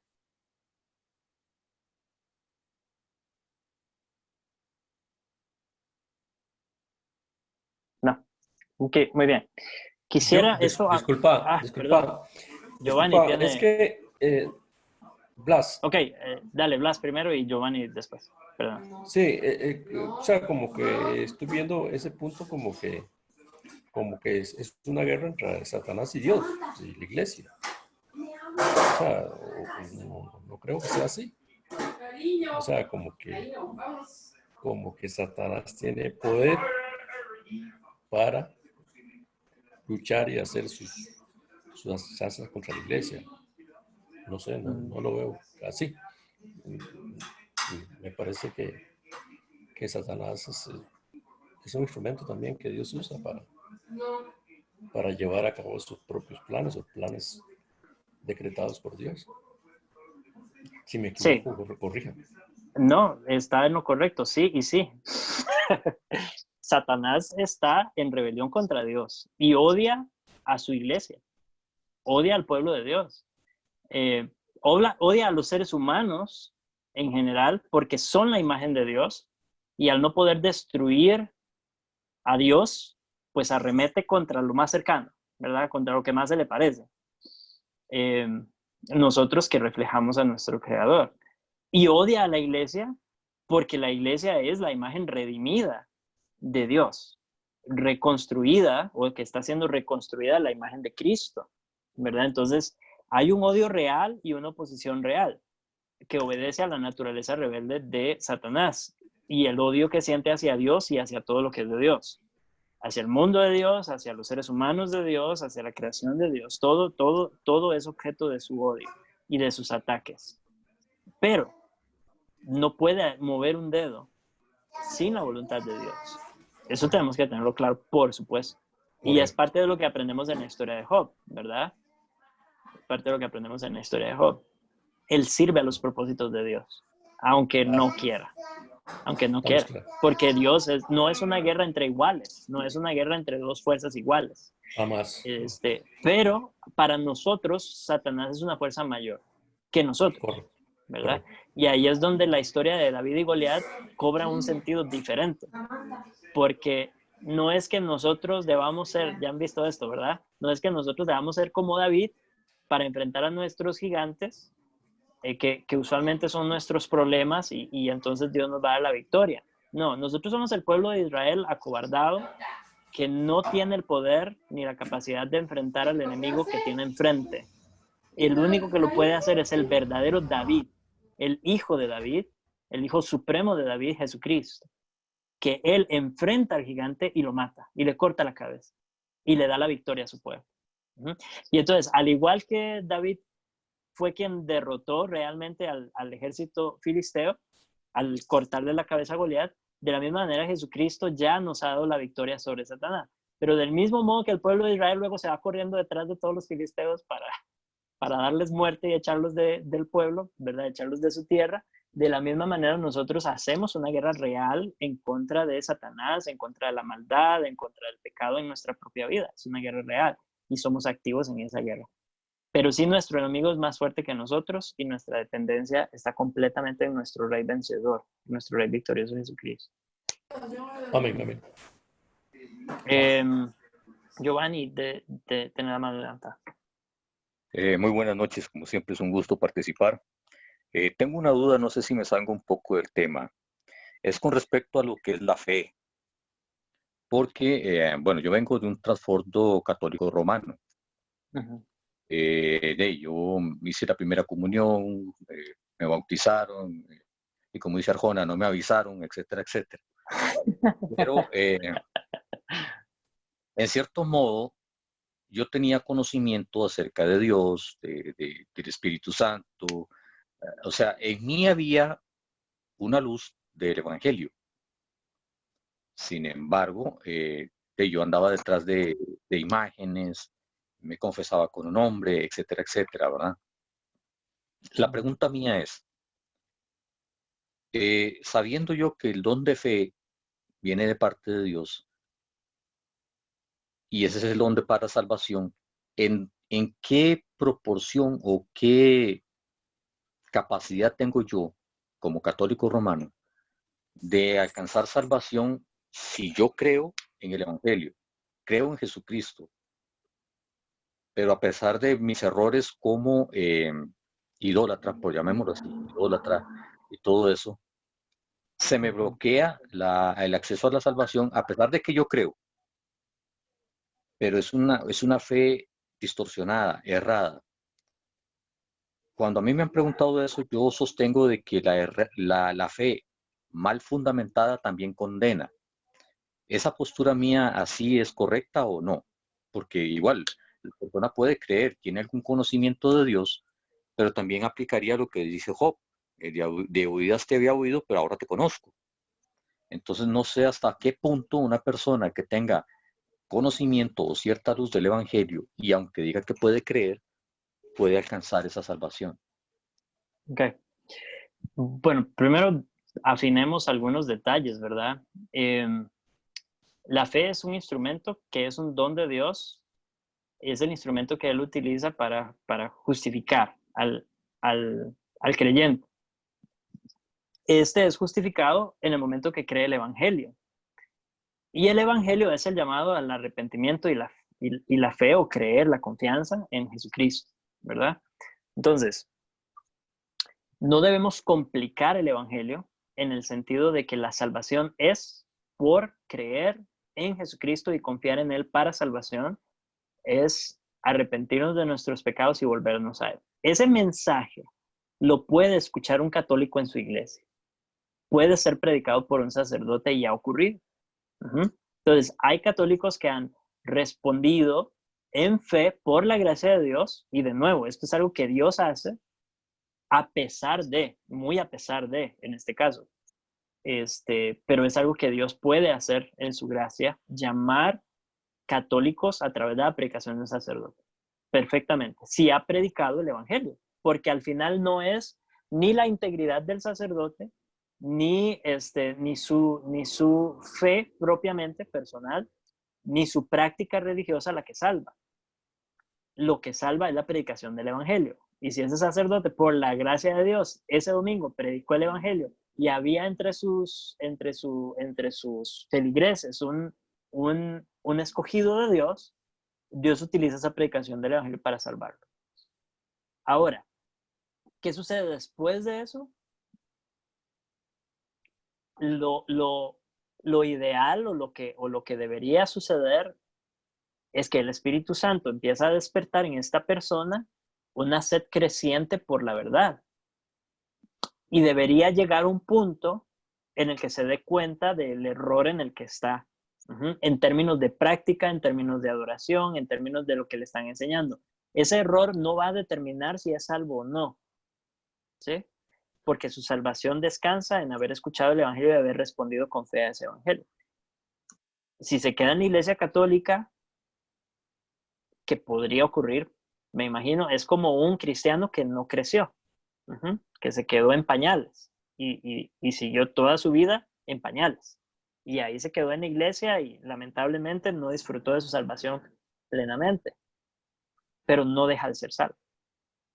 Lo ideal sería, y lo ordinario que hace Dios es darle un crecimiento en la verdad, una sed por la verdad, al punto de que ya llega un punto de que no va a soportar más estarse postrando ante imágenes, ¿verdad? Estarse postrando ante ídolos, y va a llegar el momento en el que va a salir de esa iglesia por convicción, pero esa salida de esa iglesia no es la que determina la salvación.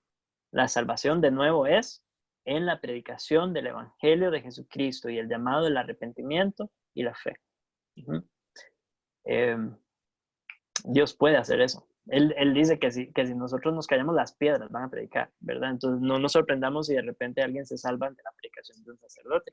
Y muchos sacerdotes tienen una comprensión bastante clara del evangelio, a pesar de que luego distorsionan toda la práctica y la religión alrededor, ¿verdad? Pero mientras se predica el evangelio, la persona escogida puede responder a ese evangelio con fe y es por lo tanto salva. La salvación no depende de la sana doctrina. Excepto en ese punto, el evangelio predicado correctamente, ¿verdad? Pero que todo lo que se da después en el crecimiento, eso es santificación. En el crecimiento de nuestra fe, en el crecimiento de nuestro conocimiento, de nuestra doctrina, nuestro conocimiento de Dios, Todo eso es como adicional, ¿verdad? Pero no determina si soy salvo o no. No sé si respondí, Giovanni, tu pregunta. Perfectamente, sí. Lo que pasa es que, como te decía, yo participé de eso. Incluso estuve en la Hermandad de Jesús Nazareno, y etcétera, etcétera.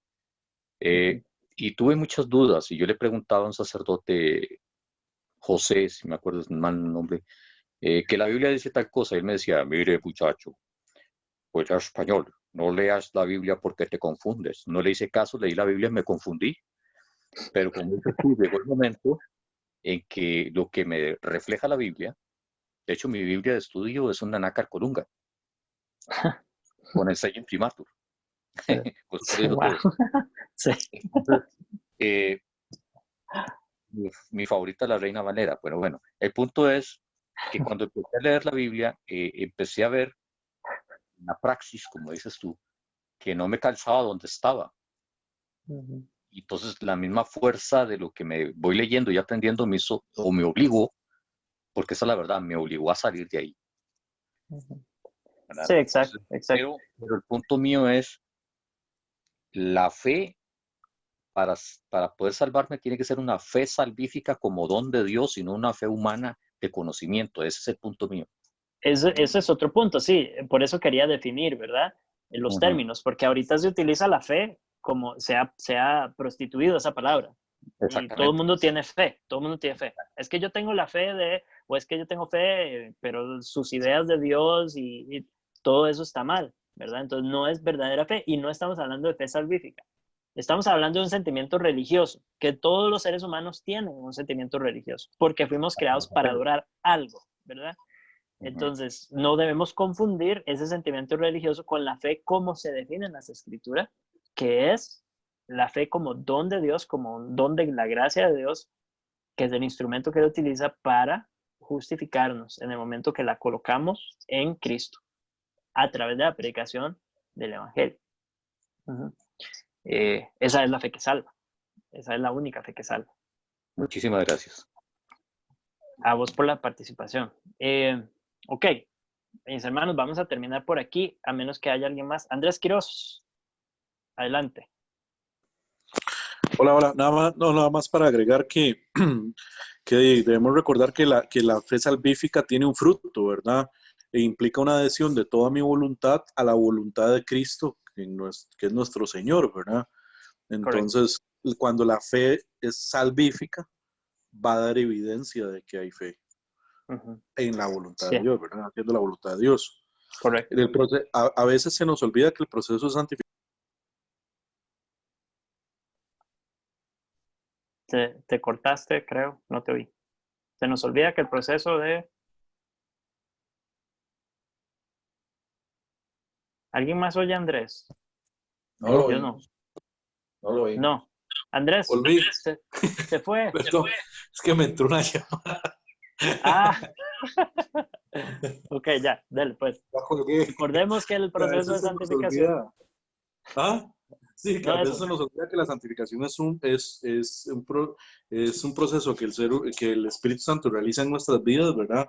Y no es nuestro, ¿verdad? Conforme vayamos creciendo en la gracia del Señor, nuestra voluntad va a hacer esta adhesión a la voluntad de Dios que es en Cristo. Uh-huh. Sí, nada más. Y también ser muy cuidadosos de emitir juicios sobre cristianos que vienen atrás en el proceso de santificación, ¿verdad? Claro. O que tal vez no han avanzado en esta área a la misma velocidad que el Señor me concedió a mí avanzar. Y pensamos que porque no han llegado ahí, entonces no son tan cristianos, o no son tan buenos, o no son tan salvos. El proceso de santificación es particular para cada persona, es algo que lo determina la soberanía del Espíritu Santo en la vida de cada creyente, no lo determina nadie, ni siquiera nosotros podemos forzarlo en los demás, ni podemos esperar que todos sean santificados en la misma medida, del mismo ritmo que lo estamos siendo nosotros. Gracia que debemos aprovechar para ser santificados cada vez más. Eso es parte del trato, ¿verdad? Que los medios ordinarios que Dios utiliza para santificarnos debemos aprovecharlos al máximo, pero ni siquiera eso va a determinar Ahora es nuestro a crecimiento. Daniel que no oímos. ¿No me oyen? ¿O sí me oyen? Yo sí lo escucho. Yo también. Sí, hagan así los que sí me oyen. José, yo creo que eras vos. Tal vez la conexión se te fue ahí un toque. Yo creo que José Mel se congeló. Perdón, Daniel, ¿se puede volver a repetir? Porque no se escuchaba cortado. ¿Hace cuánto? No, el tema de la el tema de la santificación, nada más recordar que Dios no, Como un minuto menos. que Dios nos santifica a todos al mismo ritmo, ¿verdad? Entonces ser conscientes de eso y no esperar en nuestros hermanos el mismo proceso exactamente como Dios lo ha llevado con nosotros. Tenemos que ser prudentes en ese sentido, no emitir juicios, ¿verdad? En contra de algunos que tal vez vienen más atrás, podríamos pensar nosotros. Y lo otro es que debemos aprovechar los medios de gracia que Dios nos ha dejado, la predicación de la palabra, el estudio de la palabra, la oración, la comunión con los santos y los sacramentos, ¿verdad? Tenemos que aprovechar eso como medios ordinarios que Dios nos ha dado para crecimiento espiritual. Hermano Daniel, Sí. digo yo que el Espíritu Santo trata igual a todos los cristianos.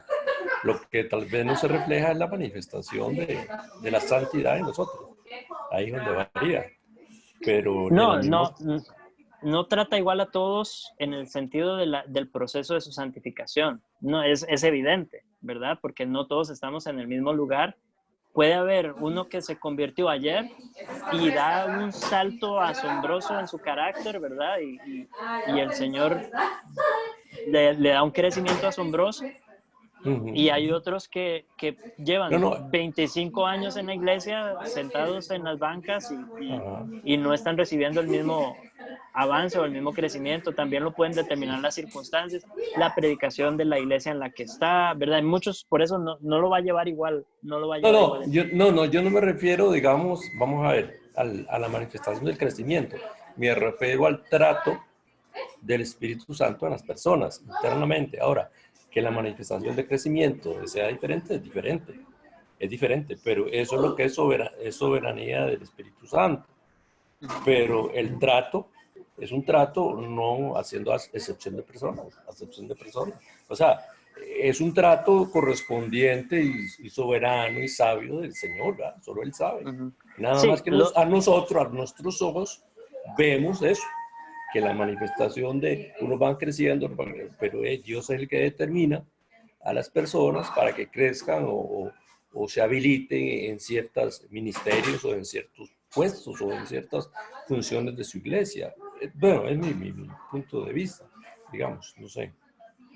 Sí, no estoy seguro de entender entonces a qué se refiere con el trato. No, el trato es muy sencillo. Digamos, si el Espíritu Santo es nuestro ayudador, nuestro paracleto, está definido en la Escritura de que nos va a ayudar. Ahora, que esa ayuda, digamos, no sea igual en todos, es cierto. Eso. Sí, ok, ya lo entiendo. Sí, estamos de acuerdo, entonces el cumplimiento de sus funciones es igual en todos. Claro. ¿Verdad? El grado de ese cumplimiento va a variar de persona a persona. Es correcto. Sí, listo. Ok, muy bien, mis hermanos. Si no hay nadie más que quiera añadir algo o restar algo a lo que se ha dicho en esta noche, vamos a cerrar la clase de hoy.